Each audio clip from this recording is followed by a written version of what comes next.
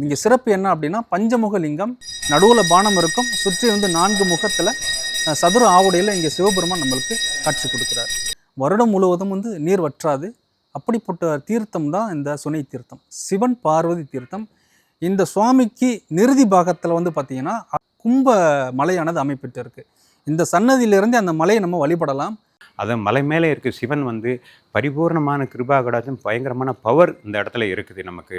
இது வந்து நீ உணர்ந்தா தான் தெரியும். நல்ல காற்றோட்டமான சூழ்நிலை, சாமியுடைய பரிபூர்ணமான ஆசீர்வாதத்தை உணர்ந்து அங்கே வந்து உட்காந்து ஒரு 5 நிமிஷம் உட்காந்து நம்ம கஷ்டங்கள் எல்லாமே ரிலீஃப் ஆகி நம்ம ஒரு மன அழுத்தோடு இருந்தால் கூட மன நிம்மதியோடு நம்ம போகலாம். நோய் நொடி இல்லாத வாழ்க்கைக்கு இறைவன் வந்து எல்லாத்தையும் கிடைக்கிற கேட்டதை, அதாவது வேண்டத்தக்கதில் வேண்டும் பொழுதும் தருவோயினி வேண்டும் மையன்மார்க்கனையும் வேண்டி என்னை பணிகொண்டாய் வேண்டினியை அருள் செய்தாய் யானும் அதுவே வேண்டில் வேண்டும் பரிசொன்று அதுவும் தன் விருப்பன்றோடு சாமியுடைய அனுகிரகம் என்ன வேண்டுதல் வைக்கிறோமோ அதை வந்து நிறைவேற்றி கொடுக்குறாங்க.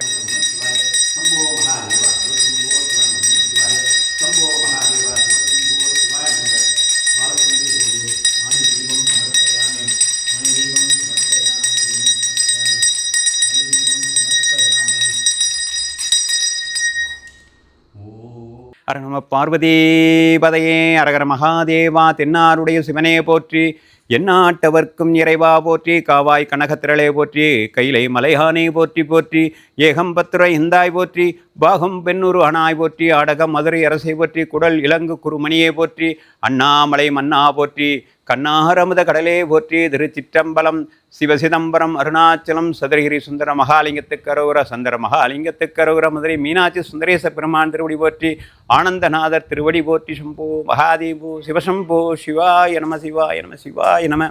அன்பார்ந்த ஆன்மீக பெருமக்களே, இந்த ஆனந்தநாதர் ஆலயம் வந்து பார்த்திங்கன்னா ரொம்ப பழையமையான கோயில். இது வந்து சுவாமி ஓங்காரன சாமியும் சாமி சமானந்த சாமியுடைய பரிபூர்ண அவங்களுடைய உதவினால் இந்த கோயில் அமைக்கப்பட்டு இன்றைக்கி நல்ல மக்களுக்காண்டி சேவை செய்கிறதுக்கு நிறையா ஒரு பாக்கியம் கிடச்சிருக்கு. இதில் எல்லா மக்களும் பயன்பெற வேண்டும். வேலைவாய்ப்பு, குழந்தை பாக்கியம், மற்ற திருமணம் ஆகாதவங்க நிறையா பேர்த்துக்கு நல்ல விஷயங்கள் நடந்துக்கிட்டே இருக்குது. சாமியுடைய அனுகிரகம் பரிபூர்ணமாக இருக்குது. இங்கே வந்து ஆனந்த விநாயகர், ஆனந்த முருகன், ஆனந்த நந்தீஸ்வரர், ஆனந்தநாதர் இவங்களுடைய இந்த பரிவார் தெய்வங்கள்லாம் இவங்களுடைய ஆசீர்வாதம் எல்லாத்துக்கும் கிடைக்கணும். உலகம் சேமமாக இருக்கணும், மக்களும் சேமமாக இருக்கணும்.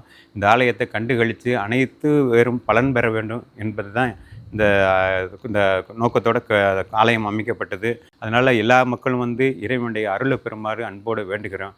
நோய் நொடி இல்லாத வாழ்க்கைக்கு இறைவன் வந்து எல்லாத்தையும் கிடைக்கிற கேட்டதை, அதாவது வேண்டத்தக்கதில் வேண்டும் பொழுதும் தருவோயினி வேண்டும் மையன்மார்க்கனையும் வேண்டி என்னை பணிகொண்டாய் வேண்டினியை அருள் செய்தாய் யானும் அதுவே வேண்டில் வேண்டும் பரிசொன்று அதுவும் தன் விருப்பன்றோடு சாமியுடைய அனுகிரகம் என்ன வேண்டுதல் வைக்கிறோமோ அதை வந்து நிறைவேற்றி கொடுக்குறாங்க. வேலை வாய்ப்புலேருந்து குழந்தை பாக்கியத்துலேருந்து எல்லாமே இதை வந்து எல்லாருமே பலன் பெற வேண்டும். அதை மலை மேலே இருக்க சிவன் வந்து பரிபூர்ணமான கிருபா கடாட்சம், பயங்கரமான பவர் இந்த இடத்துல இருக்குது நமக்கு. இது வந்து நீ உணர்ந்தா தான் தெரியும். நல்ல காற்றோட்டமான சூழ்நிலை, சாமியுடைய பரிபூர்ணமான ஆசீர்வாதத்தை உணர்ந்து அங்கே வந்து உட்காந்து ஒரு 5 நிமிஷம் உட்காந்து நம்ம கஷ்டங்கள் எல்லாமே ரிலீஃப் ஆகி நம்ம ஒரு மன அழுத்தோடு இருந்தால் கூட மன நிம்மதியோடு நம்ம போகலாம். இது வந்து நிறைய பேர் கண்டு கழிச்சிருக்காங்க. பெங்களூர்லேருந்து வந்திருக்கிறாங்க, சென்னையிலேருந்து வர்றாங்க, மற்ற கம்பம், தேனி, மற்ற இடங்கள்ல இதில் திருநெல்வேலியிலேருந்து ஒரு டாக்டர் ஃபேமிலி அவங்களும் வந்து நாங்குநேரிலேருந்து அவங்க வருவாங்க. சாமியை தரிசனம் பண்ணாமல் இருக்க மாட்டாங்க. அவங்களுடைய தரிசனம் ஒரு 3 மாதம் 6 மாதத்துக்கு வந்து தரிசனம் பண்ணி போயிட்டுருக்காங்க. அப்போ இங்கே பறந்து ஆனந்தனுடைய அனுகிரகம் வந்து உலகளாவி எல்லா இடத்துலையும் இருக்குது. அப்போ இருக்கிறப்ப இங்கே வந்து வெளிநாட்டு தொடர்பு, பக்கத்து கிராமங்கள்லாம் சாமிகிட்ட வந்து வேலை வாங்கிட்டு வேண்டுமானா அப்படியே வேலை வாய்ப்பு நிறைய பேர் கிடைச்சிது. 99% சக்ஸஸ் பண்ணியிருக்காங்க. வந்து சாமிக்கு தன்னுடைய நன்றி உபகாசமாக பண்ணிட்டும் இருக்கிறாங்க. அதனால் இதில் வந்து பயன்பெற்று எல்லாருமே பலன் பெறுவது அன்புணர்வு வேண்டுகிறோம். ஓம் நம சிவாய நமக. சம்போ மகாதேவா. ஆனந்தநாத் திருவடி போற்றி. மதுரை மாவட்டம் பேரையூர்லேருந்து தேனி போகக்கூடிய நெடுஞ்சாலையில் பேரையூர்லேருந்து வடக்கு முகமாக ஒரு 2 கிலோமீட்டர் தூரத்தில் வெள்ளமடம் என்ற ஊரில் இந்த ஆனந்தநாத சுவாமி சிவாலயமானது அமைந்திருக்கு. குன்றின் மேலே கிழக்கு முகமாக இங்கே நம்மளுக்கு காட்சி தர்றார். இங்கே சிறப்பு என்ன அப்படின்னா, இங்கே வந்து ஆனந்தநாத சுவாமிக்கு தெற்கு புறத்தில் 2 தீர்த்தம், சுனை தீர்த்தம் அமைந்திருக்கு.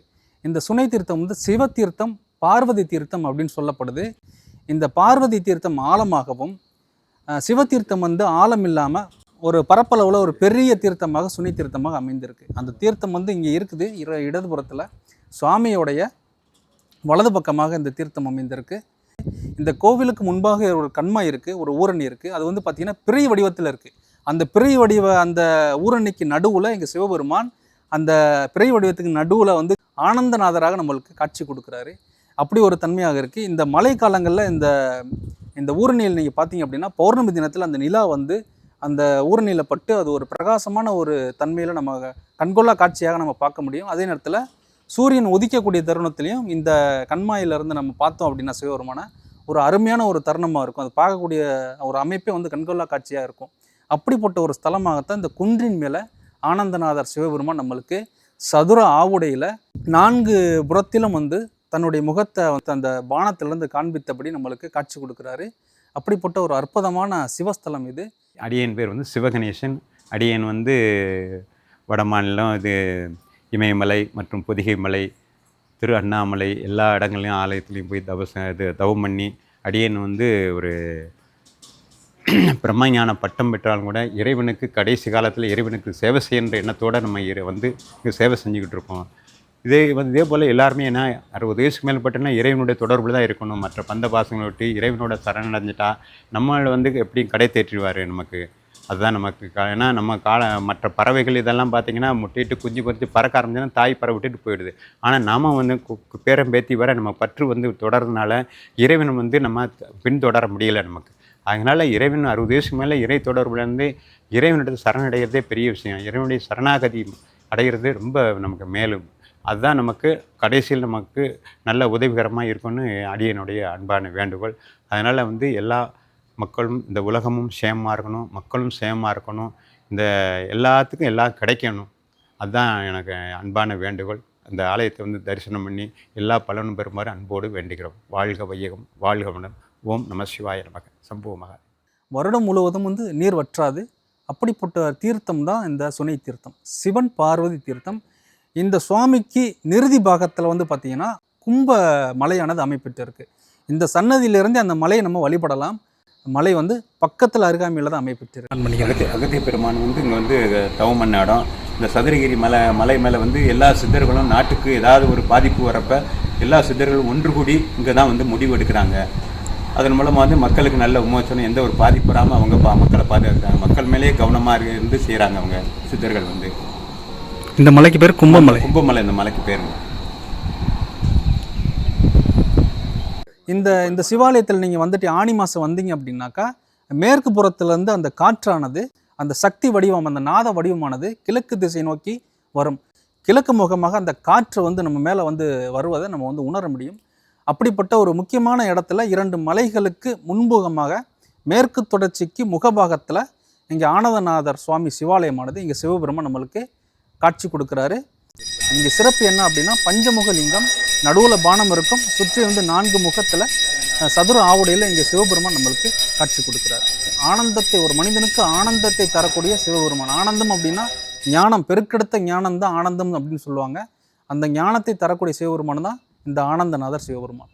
கலையாத கல்வியும் குறையாத வயதுமோர் கபடுவாராத நட்பும் கன்றாத வளமையும் குன்றாத இளமையும் கழுவி நீளாத உடலும் சலியாத மனமும் அன்பு அகலாத மனைவியும் தவறாத சந்தானமும் தாளாத கீர்த்தியும் மாறாத வார்த்தையும் தடைகள் வராத கொடையும் தொலையாத நீதியமும் கோணாத கோலும் ஒரு துன்பமில்லாத வாழ்வும் துய்யனின் பாதத்தில் அன்பும் உதவி பெரிய தொண்டரோடு கூட்டு கண்டாய் அலையாளி அரிதியிலும் ஆயினது தங்கையே ஆதிக்கடவூரின் வாழ்வே அமுதீச ஒரு பாகம் அகலாத சுகபாணி அருள்வாகியோபிராமியே தனந்தரும் கல்வி தரும் ஒரு நாளும் தலபரியா மனந்தரும் தெய்வ வடிவும் தரும் நெஞ்சில் வஞ்சமில்லா இனந்தரும் நல்லன எல்லாம் தரும் அன்பர் என்பவர்க்கே கணந்தரும் பூங்குழலால் அபிராமி கடைக்கண்களே. ஓம் ஓம் ஓம்.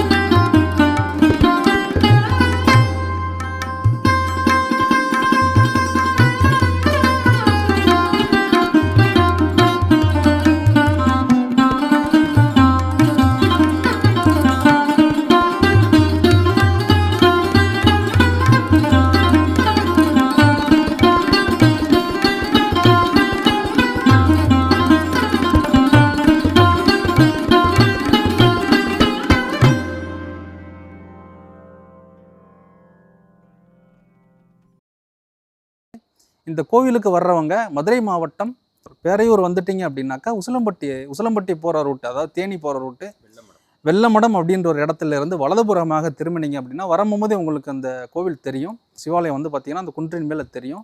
திரும்பினீங்க அப்படின்னாலே உங்களுக்கு வந்து நீங்கள் வந்து அதிகமாக மலையேற தேவையில்லை. ஆனந்தத்தை அருளக்கூடிய ஒரு தன்மையில் மிக சொற்பமான ஒரு படிக்கட்டு ஏறி இங்கே உள்ள சிவபெருமானை வந்து தரிசிக்கலாம். இந்த கோவிலை பற்றின நிறைய விஷயங்கள் உங்களுக்கு தெரிய வந்திருக்கும். மீண்டும் உங்களை நான் வேறு ஒரு சிவாலயத்தில் சந்திக்கிறேன். நன்றி, வணக்கம்.